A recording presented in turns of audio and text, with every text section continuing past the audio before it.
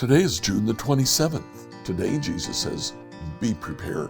Let's read that paragraph where Jesus says that. Luke 12, we're going to start to read in verse 35. Be dressed for action. Have your lamps lit. Be like those who are waiting for their master to return from a wedding banquet, so that they may open the door for him as soon as he comes and knocks. Blessed are those slaves whom the master finds alert when he comes. Truly, I tell you, he'll fasten his belt, he'll have them sit down to eat, and he'll come and serve them.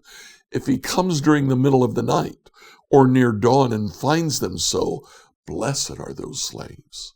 But know this, if the owner of the house had known at what hour the thief was coming, he would not let his house be broken into. You also must be ready, for the Son of Man is coming at an hour that you do not expect. The Son of Man is coming when you don't expect it. So be prepared. Be prepared to receive it. There is certainly an eschatological component to this. It is talking about when Jesus comes the second time. But there is also a current component to this. We should be prepared at all times, even if our master is not present.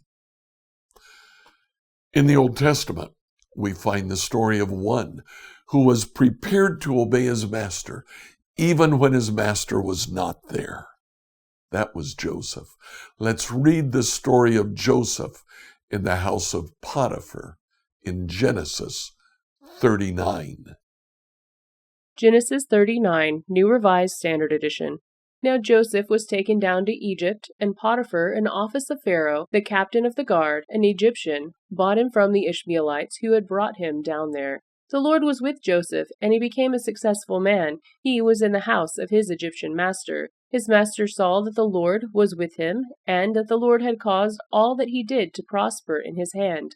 So Joseph found favor in his sight and attended him. He made him overseer of his house, and put him in charge of all that he had. From the time that he made him overseer in his house and over all that he had, the Lord blessed the Egyptian's house for Joseph's sake.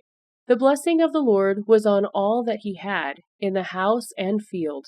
So he left all that he had in Joseph's charge, and with him there he had no concern for anything but the food he ate. Now Joseph was handsome and good-looking, and after a time his master's wife cast her eyes on Joseph and said, "Lie with me." But he refused, and said to his master's wife, "Look, with me here, my master has no concern about anything in the house, and he has put everything that he has in my hand. He is not greater in this house than I am, nor has he kept back anything from me except yourself, because you are his wife. How then can I do this great wickedness and sin against God?" And although she spoke to Joseph day after day, he would not consent to lie beside her or be with her. One day, however, when he went into the house to do his work, and while no one else was in the house, she caught a hold of his garment, saying, "Lie with me." But he left his garment in her hand and fled and ran outside. When she saw that he had left his garment in her hand and had fled outside, she called out to the members of her household and said to them, "See, my husband has brought among us a Hebrew to insult us. He came in to lie with me, and I cried out with a loud voice. And when he heard me raise my voice and cry out, he left his garment beside me and fled outside." She kept his garment by her until his master came home, and she told him the same story, saying, "The Hebrew servant whom you have brought among us came in to insult me. But as soon as I raised my voice and cried out, he left his garment beside me and fled outside." When his master heard the words that his wife spoke to him, saying, "This is the way your servant treated me," he became enraged, and Joseph's master took him and put him into the prison, the place where the king's prisoners were confined. He remained there in prison. But the Lord was with Joseph and showed him steadfast love. He gave him favor in the sight of the chief jailer. The chief jailer committed to Joseph's care all the prisoners who were in the prison, and whatever was done there, he was the one who did it.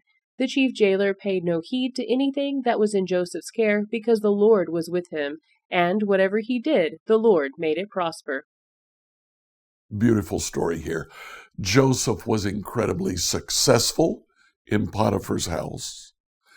God allowed Joseph to prosper in Potiphar's house. God blessed Joseph because of what he did. And Potiphar left everything in Joseph's hands. But then a problem. Potiphar's wife desires Joseph. And this is an ongoing thing. Joseph, however, is prepared. Even when his master is not there, he says, no, I will not. No. Where Joseph ends up, it's in prison because he was faithful. But that doesn't change the fact that he was prepared and acted as God wanted him to act. So what do we do about this today? Be prepared. Scripture reading from the New Revised Standard Version by Emily Herrera.